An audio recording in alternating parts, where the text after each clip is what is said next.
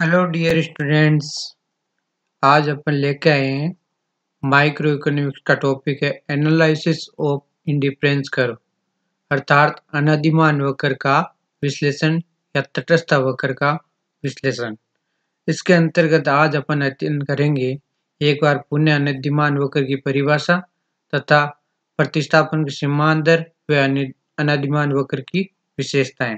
तो अनादिमान वक्र को एक बार अपन पुनः पढ़ते हुए उनकी परिभाषा देखते हैं कि अनादिमान वक्र वह वक्र है जो दो वस्तुओं के उन विभिन्न संयोगों को दर्शाता है जिनसे उपभोक्ता को समान संतुष्टि या उपयोगिता मिलती है तथा जिनके प्रति वह तटस्थ या उदासीन रहता है। यानी दो वस्तुओं के वो जितने भी सारे संयोग को मिला के अगर उन सारे संयोगों को अपन जोड़ देंगे तो उन संयोगों से जो वक्र बनेगा उसे अपन कहेंगे उदासीनता वक्र या अनादिमान वक्र या तटस्थता वक्र।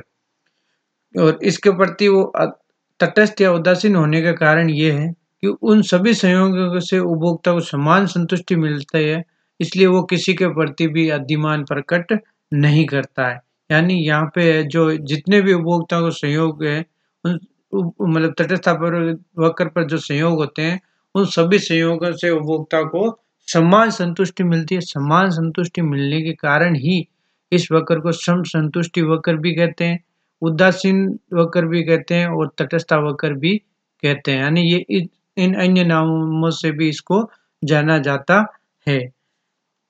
अब अपन देखते हैं इसको कि जैसे यहाँ पे अगर डायग्राम के रूप में देखें तो ए बिंदु, बी बिंदु, सी बिंदु, डी बिंदु, ई और एफ इन 6 बिंदुओं से एक उपभोक्ता को समान संतुष्टि मिल रही है। यानी यहाँ पे जो भी संयोग है, जैसे अपन बात करें वाई वस्तु की 20 गुड्स, एक्स वस्तु की ए गुड्स जो संतुष्टि मिल रही है वही वाई वस्तु की 15 गुड्स और एक्स वस्तु की 2 से मिल रही है, वाई गुड की 11 वाई वस्तु की 11 गुड्स और एक्स वस्तु की 3 गुड्स से जो संतुष्टि मिल रही है वो उसके बराबर है। यानी जो भी ये संयोग है उन सब से बराबर संतुष्टि मिल रही है, तो इन सभी संयोगों को अपन जोड़ देंगे तो अपने को आईसी वक्र या अनादिमान वक्र अपने को प्राप्त हो जाएगा। अब अपन पढ़ते हैं कि ये उदासीनता वक्र की ढाल है वो ऋणात्मक होती है, वो क्यों होती है। तो पहले अपन देखते हैं एक मान्यता भी लिए क्रमवाचक उपयोगिता सिद्धांत की कि उसकी मान्यता है कि प्रतिस्थापन की सीमांत दर वो घटती हुई होती है, यानी हासमान सीमांत दर का नियम लागू होता है। तो पहले अपन देखते हैं प्रतिस्थापन की सीमांत दर क्या होती है। प्रतिस्थापन यानी एक स्थान पर दूसरा स्थापित करना। तो प्रतिस्थापन की सीमांत दर का मतलब यह है कि जिस पर उपभोक्ता संतुष्टि के अपने स्तर में परिवर्तन किए बिना एक वस्तु का दूसरी वस्तु के लिए प्रतिस्थापन कर सकता है। यानी संतुष्टि के स्तर में कोई चेंज नहीं होना चाहिए। एक वस्तु के स्थान पर दूसरी वस्तु का जो जिस दर से प्रतिस्थापन करता है वही कहलाती है प्रतिस्थापन की सीमांत दर। तो या अपन दूसरे शब्दों में इसको कहें कि वस्तु x की वस्तु y के लिए प्रतिस्थापन की सीमांत दर, यानी इसको इंग्लिश में कहते हैं अपन मार्जिनल रेट ऑफ सब्स्टिट्यूशन और शॉर्ट में कहें तो MRS एक्स वाई वस्तु y की वह मात्रा जिसको वस्तु x की एक अतिरिक्त इकाई प्राप्त करने के लिए उपभोक्ता त्यागने को तैयार रहता है, जिससे उसकी संतुष्टि के स्तर वही रहे। अर्थात अपन और सिंपल भाषा में समझे कि अगर अपन वस्तु x की एक इकाई बढ़ाएं तो अपन y वस्तु की कितनी इकाइयां त्यागने के लिए तैयार हैं ताकि अपने का संतुष्टि स्तर वो का वही रहे, तो तब वो कहलाएगी प्रतिस्थापन की सीमांत दर। अगर अपन x वस्तु की एक इकाई बढ़ने के लिए अगर y की 5 इकाइयां त्यागने के तैयार हैं तो वहां पे प्रतिस्थापन सीमांत दर है वो 1:5 होगी। अगर अपन x वस्तु की 2 इकाइयों के लिए अगर y वस्तु की मतलब x वस्तु एक इकाई के लिए अगर y वस्तु 3 इकाई त्यागने के तैयार है तो वहां पे होगी प्रतिस्थापन सीमांत दर है वो 1:3 होगी। ये जो प्रतिस्थापन सीमांत दर है ये अनादिमान वक्र कह दो, ये तटस्थ वक्र कह दो, इसके ढाल को बताता है। यानी किस ढाल का, यानी ऋणात्मक है, धनात्मक है, उत्तल है यानी कॉन्वेक्स है या कॉनकेव है, किस तरह का है इसको बताता है। प्रतिस्थापन सीमांत दर 3 प्रकार की होती है। 3 प्रकार, एक होती है प्रतिस्थापन की समान सीमांत दर, एक ह्रासमान प्रतिस्थापन सीमांत दर और एक है बढ़ती प्रतिस्थापन की सीमांतर, यानी एक अगर और सिंपल भाषा में अगर कहें तो घटती प्रतिस्थापन से बढ़ती से प्रतिस्थापन सीमांतर और समान प्रतिस्थापन की सीमांतर। इसमें ज्यादा जो अपने अनधिमान वक्र में पढ़ने के लिए काम आएगी वो आएगी अपने घटती प्रतिस्थापन की सीमांतर या ह्रासमान प्रतिस्थापन की सीमांतर। समान का मतलब है कि अपन एक इकाई पहली इकाई x वस्तु बढ़ाने के लिए y वस्तु की जो इकाई त्याग रहे हैं वो दूसरी इकाई भी x की बढ़ाएंगे तो उतनी त्यागेंगे, तीसरी भी x की बढ़ाएंगे तो उतनी त्यागेंगे। जैसे मान लो पहली वस्तु एक इकाई अपन बढ़ा रहे हैं, y वस्तु की 5 त्यागने के लिए तैयार है। वस्तु x की 2 इकाई मतलब एक और इकाई बढ़ा रहे हैं तब भी वस्तु y की 5 इकाई त्याग रहे हैं तो अपन कहेंगे प्रतिस्थापन दर है वो समान होगी। अगर मान लो वस्तु x की एक इकाई बढ़ी, पहली एक वस्तु की एक इकाई बढ़ाई तो वस्तु y की अपन अगर 4 इकाई त्यागी, वस्तु x की एक और इकाई बढ़ी और वस्तु y की अगर अपने 5 इकाई त्यागी और वस्तु x की और एक इकाई बढ़ी और वस्तु y की अगर 6 इकाई त्यागी है तो इसका मतलब है कि प्रतिस्थापन सीमांतर बढ़ती हुई होगी। और अगर मान लो वस्तु x की एक इकाई बढ़ाई, पहली इकाई बढ़ाई मान लो, वस्तु y की अपन ने 5 इकाई त्यागी, दूसरी बढ़ाई तो 4 त्यागी और तीसरी बढ़ाई तो अपन त्यागने के लिए 3 ही तैयार रहे तो कहलाएगी प्रतिस्थापन की सीमांतर है वो ऋणात्मक मतलब घटती प्रतिस्थापन सीमांतर है या ह्रासमान प्रतिस्थापन की सीमांतर है। इसका कारण ये है कि ह्रासमान प्रतिस्थापन सीमांतर की वास्तविक जीवन में अपने को ये लागू होती है। कारण है कि जो वस्तु अपने पास कम होती जाती है उसकी उपयोगिता बढ़ती जाती है, इसलिए हम उस वस्तु को कम से कम त्यागना चाहते हैं और जो वस्तु अपने पास ज्यादा होती है उस जो वो और जैसे मान लो वस्तु जो कम है उसको अपन जैसे जैसे मात्रा बढ़ाते हैं उसकी उपयोगिता वो घटती जाती है। इसलिए उपभोक्ता जैसे जैसे वो कम वस्तु हो रही है उसकी कम मात्रा त्यागने को तैयार रहते हैं। जैसे एक उदाहरण की बात करें, जैसे अपने पास मान लो 1 किलो सेव है और 20 किलो केला है। मान लो पहले इकाई अपन केले सेव की 1 किलो और बढ़ाना चाह रहे हैं तो अपन केलों की 5 इकाई छोड़ने के लिए तैयार हो जाएंगे। फिर अपने पास 15 ही बचेंगे, एक सेव की अपने पास हो जाएगी मात्रा 2। अब अगर मान लो अपन सेव का 1 किलो और लेना चाहते हैं तो अपन अब केले की मात्रा वो 4 ही त्यागना चाहेंगे क्योंकि अपने पास केलों की मात्रा कम हो रही है और सेव की मात्रा बढ़ रही है। तो अपन अब 30 से जो कि 3 किलो सेव हो गए और 11 केजी अपने पास केले रहे। अब मान लो अगर सेव की मात्रा बढ़ गई 3 से अपन 4 करते हैं तो हम और कम त्यागना चाहेंगे, जैसे 8 हो जाएगी। फिर और कम त्यागना चाहेंगे तो अपने 6 हो जाएगी। तो इसका कारण ये है कि क्योंकि केले कम हो रहे हैं तो उसकी उपयोगिता अपने पास बढ़ती जा रही है और जो अपने पास सेव की मात्रा अपन जैसे जैसे बढ़ा रहे हैं तो उसकी उपयोगिता कम होती जाए, इसलिए प्रतिस्थापन ह्रासमान सीमांत उपयोगिता का नियम है वो लागू होता है। इसको अपन आगे वो समझते हैं। जैसे एक तालिका में अपन यहाँ पे जैसे मैंने बताया उसी तरह लिया। जैसे मान लो वस्तु x की 1 मात्रा, वस्तु y की 12 मात्रा है अपने पास। अगर अब अपन वस्तु x की मात्रा बढ़ाना चाहते हैं, कोई कहता है कि आपकी वस्तु x की मात्रा बढ़ा रहे हैं तो आप y वस्तु की कितनी इकाई छोड़ने के लिए तैयार हो, तो अपन कह दिया जैसे 4 इकाई छोड़ने के लिए तैयार है। लेकिन अब अगर अपन एक और बढ़ाना चाहते हैं x की तो अब अपन चाहेंगे कि भाई अब मेरे पास y वस्तु कम हो रही तो मैं कम त्यागूं। जैसे बात करें 2 से बढ़ के 3 हो गई तो y वस्तु जैसे 8 से कम होके 5 हो जाएगी। अब अपने पास y वस्तु और कम होगी। अब अगर अपन और x की मात्रा बढ़ाएंगे जैसे तो अपन मान लो 3 ही त्यागने के लिए तैयार है। अब अगर मान लो अपन x वस्तु की और मात्रा बढ़ा के अपन 5 कर दी तो अपन 1 ही त्यागने के तैयार रहेंगे क्योंकि अब अपने पास बहुत ही कम हो गए। तो ये यहाँ पर प्रतिस्थापन समान देख रहे हैं 4 3 2 1 यानी घटती जा रही है।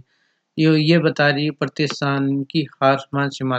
अगर यहाँ पर समान होती तो 4 4 4 4 होती और अगर मान लो ये बढ़ती होती तो 4 5 6 जैसे जैसे अपन x वस्तु की मात्रा बढ़ाते हैं तो y वस्तु की त्यागी जाने वाली मात्रा बढ़ती जाती। प्रतिस्थापन ह्रासमान सीमांतर को अपन इस तरीके से भी लिख सकते हैं मैथमेटिकली रूप से, लेकिन ज्यादा परेशान होने की जरूरत नहीं। इसको आप सूत्र ऐसे ही याद रख सकते हो, लेकिन अगर लिखना चाहो तो उसमें ये होता है कि MRS XY equal to minus delta Y upon delta X. ये माइनस जो ये इसलिए यहाँ पे लगाया गया ये बता रहा है कि ढाल ऋणात्मक है, यानी अपन एक वस्तु की मात्रा बढ़ाएंगे तो दूसरी वस्तु की मात्रा घटाएंगे। इसका मतलब दोनों में संबंध है जो ऋणात्मक, यानी जो वक्र होगा वो ऋणात्मक ढाल का, क्योंकि तभी संभव है ऋणात्मक ढाल होने पर ही एक वस्तु की मात्रा कम करेंगे दूसरी की बढ़ाएंगे तो एक वस्तु कम करने पर ही संतुष्टि स्तर वो का वो रहेगा। डेल्टा वाई अपने को बता रहा है एम यू एक्स को अपॉन एम यू वाई बराबर आईसी यानी सीमांत उपयोगिता ढाल। इसको अभी आपको आगे इसको रेखा चित्र और अपन गणित कैसे बताएं आपको, तो ये होता है। वैसे वो एग्जाम में पूछा जाता था M R S X U equal to minus delta Y upon delta X, या कह दो M R S X Y equal to M U X upon M U Y, जो आई सी का ढाल बता रहा है, नहीं अनधिमान वक्र या इंडिफरेंस कर्व या तटस्थ वक्र के ढाल को बताता है। देखो ढाल का मतलब क्या होता है, लंब अपॉन आधार। लंब कहाँ है, वाई एक्सेस पर, आधार कहाँ है, एक्स एक्सेस पर। लंब में यहाँ पे अपन देख लिया कि ये जो अपन देखा कि आर पॉइंट पर कोई अपन अगर अपने को किसी वक्र कहीं पे बिंदु पर अपने को ढाल निकालनी है, स्लोप निकालनी, तो वहां पे एक सीधी रेखा अपन खींचेंगे। तो वो सीधी रेखा खींचने से जैसे आर पॉइंट से अपन देख रहे हैं, तो अपन यहाँ पे आर पॉइंट पे अपन देख रहे हैं कि ये जो पी क्यू आर एक त्रिभुज बन रहा है। पी क्यू आर त्रिभुज देख रहे हैं कि पी क्यू लंब है और क्यू आर है वो आधार है। यानी यहाँ पे जो परिवर्तन हो रहा है वो अपने हो रहा है पी, इसको अपन पूरा भी अगर लंबा करेंगे तो वो वैसे ही आएगी। और पी क्यू क्योंकि ये बता रहा है, पी क्यू बता रहा है कि वाई वस्तु में परिवर्तन को, क्यू आर है वो बता रहा है एक्स वस्तु में परिवर्तन को। अगर इनको अपन लिखेंगे अगर लंब बटा आधार, तो लंब यहाँ पे P Q upon Q R है, पी क्यू की जगह अपन डेल्टा वाई लिख सकते हैं और क्यू आर की जगह अपन डेल्टा एक्स लिख सकते हैं। एक और अपन देखेंगे जो उपयोगिता में अपन पढ़ के आए हैं मार्जिनल यूटिलिटी, और इसमें क्या संबंध है प्रतिस्थापन सीमांत दर और सीमांत तुष्टिकरण में दोनों आपस में क्या संबंध है, इसके बारे में अपन बात करते हैं। देखो इन दोनों बीच में आपस में बहुत संबंध है। यानी मार्जिन सीमांत तुष्टिकरण या सीमांत उपयोगिता से ही अपने प्रतिस्थापन सीमांत दर समझने को मिलेगी, और उसी से ही प्रतिस्थापन सीमांत दर नियम है वो जिनकी उद्भव हुआ है, उत्पत्ति हुई है। अगर अपन देखेंगे डेल्टा वाई यानी बता रहा है कि वाई वस्तु की त्यागी जाने वाली मात्रा। अगर वाई वस्तु अपन त्यागेंगे तो ये कन्फर्म है कि कोई वस्तु अपने कमी होगी तो उससे कुल उपयोगिता में भी अपनी कमी होगी। यानी उस कितनी कमी होगी वो अपन गुणा कर लेंगे delta Y into M U Y को। और कोई वस्तु की मात्रा अगर बढ़ेगी तो अपनी कुल उपयोगिता भी बढ़ेगी। कितनी बढ़ेगी ये अपने को बताएगा डेल्टा एक्स इंटू अपन कर देंगे एम यू एक्स में। यानी जो कमी हो रही है और जो बढ़ रही है दोनों अगर बराबर होगी तभी अपन उसी तटस्थ वक्र पर रह पाएंगे, तभी अपना संतुष्टि स्तर वही रहेगा। यानी किसी वस्तु के कम होने से जो अपने संतुष्टि में कमी हुई है वो वस्तु बढ़ने से उतनी संतुष्टि वृद्धि होना आवश्यक है, तभी हम एक समान संतुष्टि स्तर पर रह पाएंगे, यानी उसी तटस्थ वक्र पर तभी रह पाएंगे। यानी ये दोनों बराबर होने का मतलब अपन लिख दिया delta Y into M U equal to delta X into M U X. Minus इसलिए कि यहाँ पे कमी हो रही है और इधर प्लस लिखने की जरूरत नहीं होती। अब डेल्टा वाई को इधर रखा अपने, डेल्टा एक्स को डेल्टा वाई के नीचे लिए, एम यू वाई को एम यू एक्स के नीचे ले गए। तो ये अपने जो अपन ने अभी पढ़ा था M R S equal to delta Y upon delta X equal to M U X upon M U Y, यानी प्रतिस्थापन सीमांत दर equal to delta Y upon delta X equal to M U X upon M U Y. एक चीज ध्यान रखने की जरूरत है, M R S X Y equal to होता है delta Y upon delta X, और M R S Y x होता है वो delta X upon delta Y. और जबकि इधर सामने वाला भाग अगर M R S X Y है तो एक्स ऊपर रहेगा, M U X upon M U Y रहेगा। और अगर M R S Y X है तो यहाँ पर एम यू वाई ऊपर रहेगा, एम यू एक्स नीचे रहेगा। ठीक है, तो ये यहाँ ये समझ लेना नहीं लेना चाहिए अन्यमान वक्र विश्लेषण में प्रतिस्थापन सीमांत को वस्तुओं की सीमांत तुष्टिकोण अनुपात द्वारा प्राप्त किया जाता है, क्योंकि अन्यमान वक्र विश्लेषण में सीमांत तुष्टिकरणों का प्रयोग नहीं होता। यहाँ प्रतिस्थापन सीमांत उपभोक्ता से प्रत्यक्ष रूप से प्रश्न पूछकर ज्ञात किया जाता है कि वह वस्तु के अतिरिक्त इकाई प्राप्त करने के लिए कितनी मात्रा त्यागने को तैयार है। अब अपन बात करते हैं कि ऐसा क्या कारण है प्रतिस्थापन की घटती सीमांत दर लागू होती है। प्रतिस्थापन की घटती सीमांत दर लागू होने के तीन कारण हैं। पहला कारण है कि एक वस्तु विशेष की अपन इच्छा पूरी हो सकती है, यानी एक वस्तु विशेष की अपन पूर्णतः संतुष्टि प्राप्त कर सकते हैं। जैसे अपने केले खाने की इच्छा, तो अपन एक वस्तु के केले अपन बहुत सारे खरीद गए या अपन केले खरीद के अपन एक वस्तु की संतुष्टि प्राप्त कर सकते हैं। दूसरे ये होता है कि एक वस्तु का स्थानापन्न दूसरी वस्तु पूर्ण स्थानापन्न नहीं होती, स्थानापन्न हो सकती है लेकिन पूर्ण स्थानापन्न नहीं। जैसे बात करें केले और सेव, हाँ अपन केले की जगह अपन सेव की जगह हो सकता है कि केले 2 खा ले 3 खा ले, लेकिन इसका मतलब ये नहीं कि केले हैं वो सेव की पूर्ण स्थान है, या केले हैं जो अनाज का पूर्ण स्थान। ये नहीं है कि अपन अनाज के बिना केले खा के ही अपन भूख मिटा सकते हैं पूरे दिन, पूरे मतलब पूरे साल भर अपन ऐसा कर सकते हैं, ऐसा संभव नहीं। यानी वस्तु होती है वो एक दूसरे के पूर्ण स्थानापन्न होती है, पूर्ण स्थानापन्न होती तो एक वस्तु से सारे के अपनी जो इच्छाएं हैं वो पूरी हो जाती। तीसरी बात है प्रतिस्थापन की सीमा अंदर के घटने के कारण एक वस्तु की मात्रा में वृद्धि दूसरी वस्तु की संतुष्टि देने की शक्ति नहीं बढ़ाती। यानी एक वस्तु की मात्रा अपन बढ़ा रहे हैं तो इसका मतलब ये नहीं कि दूसरी वस्तु की संतुष्टि देने की शक्ति बढ़ गई। यानी केले बढ़ा रहे हैं तो इसका मतलब ये नहीं कि भाई अपने पास बाइक की संतुष्टि देने की क्षमता वो बढ़ जाएगी, अपनी पढ़ाई की क्षमता वो बढ़ जाएगी। इससे एक दूसरे पर प्रभाव, यानी जो ये संतुष्टि का है एक वस्तु दूसरी वो स्वतंत्र होती है। इसके कारण ही घटती प्रतिस्थापन की सीमा अंदर लागू होता है। यानी वस्तु एक दूसरे अपूर्ण स्थानापन्न है। दूसरा एक इच्छा को तो पूर्ण किया जा सकता है लेकिन सभी इच्छाओं को पूर्ण नहीं किया। तीसरा है कि प्रतिस्थापन सीमा अंदर घटने के कारण ये है कि एक वस्तु की वृद्धि दूसरी वस्तु की संतुष्टि नहीं बढ़ाती है। और एक चौथा कारण ये भी हो सकता है कि संसाधन है वो सीमित है और उनके भी वैकल्पिक प्रयोग होने के कारण है प्रतिस्थापन घटती सीमा अंदर लागू होती है। अब अपन देखते हैं अनधिमान वक्र की विशेषताएं। अनधिमान वक्र तटस्थ वक्र की विशेषताएं देखें तो अभी जो अपन ने वक्र देखा था वो अपन देखा था कि अनधिमान वक्र नीचे की ओर झुके होते हैं या बाएं से दाएं नीचे की ओर झुके होते हैं या ऋणात्मक ढाल के होते हैं। ऋणात्मक ढाल के होते क्यों होते हैं इसका कारण है क्योंकि तटस्थ वक्र कभी क्षैतिज अक्ष के समांतर यानी एक्स एक्सिस के समांतर या वाई एक्सिस के समांतर नहीं हो सकता।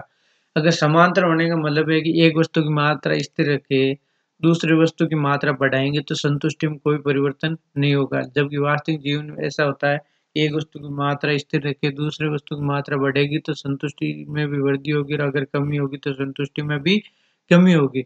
इसलिए ये क्षैतिज अक्ष के समांतर नहीं हो सकता। दूसरा अगर बात करें अपन तो तटस्थ वक्र है वो ऊपर चढ़ता हुआ यानी धनात्मक ढाल का भी नहीं हो सकता। धनात्मक ढाल का ये होता है कि अगर दोनों वस्तुओं की मात्रा अपन बढ़ाएं, अपने पास दो वस्तुएं दोनों की मात्रा बढ़ाएं तो संतुष्टि में कोई परिवर्तन नहीं होगा, तभी धनात्मक ढाल का नहीं होगा। लेकिन वास्तविक जीवन ये देखते हैं कि सामान्य वस्तुओं की स्थिति में अगर उपभोक्ता अपनी वस्तु में मात्रा बढ़ाता है तो संतुष्टि किस तरह वो बढ़ता ही है। इसलिए धनात्मक ऋणात्मक ढाल का होने का मतलब ये है कि एक वस्तु की मात्रा अगर अपन बढ़ाएंगे तो दूसरी वस्तु की मात्रा कम कर देंगे तो उससे अपना संतुष्टि के स्तर वो का वो ही रह जाएगा।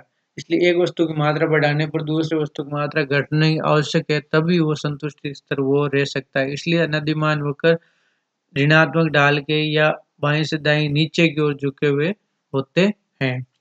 दूसरा अनधिमान वक्र मूल बिंदु की ओर उन्नतोत्तर होते हैं। मूल बिंदु के उन्नतोत्तर होने का मतलब यह है कि एक वस्तु की मात्रा अपन जैसे जैसे बढ़ाते जाते हैं तो दूसरी वस्तु की त्यागे जाने वाली मात्रा घटती जाती है। इसका मूल बिंदु उन्नतोत्तर होने के कारण मुख्यतः घटती प्रतिस्थापन की सीमांतर। तीसरा नियम है अनधिमान वक्र एक दूसरे को काट नहीं सकते।